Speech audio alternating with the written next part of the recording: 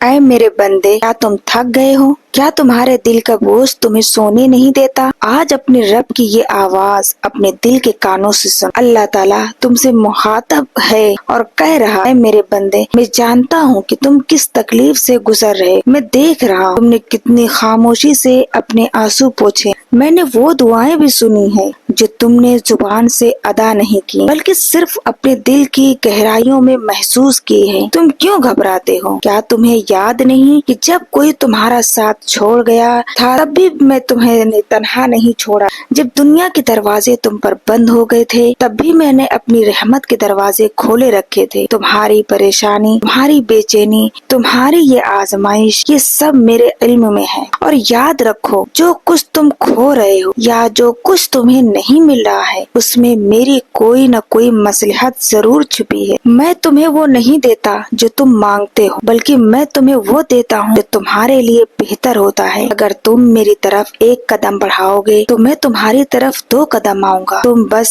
ایک بار سچے دل سے کہہ کر تو دیکھو، یا اللہ میں تھک گیا ہوں، اب تو ہی سنبھال لے، پھر دیکھنا میں کیسے تمہارے بگڑے ہوئے کام سنوارتا ہوں۔ تو پریشان مت ہو، اپنے دل کو سکون دو، تمہارا رب رحمان بھی ہے اور رحیم بھی۔ جو ہو گیا وہ گزر گیا، جو آنے والا ہے وہ میرے ہاتھ میں ہے۔ جس کا رب اللہ ہو اسے دنیا کی کسی چیز سے ڈرنے کی ضرورت نہیں۔ بس یقین رکھو، تھوڑا سا صبر کرو اور مسکرا دو، کیونکہ میں تمہارے ساتھ۔ بے شک اللہ ہی کافی ہے، بہترین کارساز۔ کیا آپ چاہتے ہیں کہ اللہ آپ کا ساتھ ہو تو اللہ سے محبت کر لو، اللہ سے دل لگا لو، اپنے دل کی ہر بات اللہ تعالیٰ سے شیئر کرنا سیکھ لو، تو انشاءاللہ اللہ تمہاری ہر بات کو سنے گا اور اللہ تعالیٰ تمہارے ہر مدد کرنے کے لیے تیار رہے گا۔ اگر ویڈیو آپ کو پسند آئی ہو تو ویڈیو کو لائک، چینل کو سبسکرائب کیجیے گا، ویڈیو کو شیئر ضرور کیجیے گا۔ ہو سکتا ہے آپ کے شیئر کرنے سے یہ بات کسی کے دل میں اتر جائے اور ہم سب کے لیے ایک صدقہ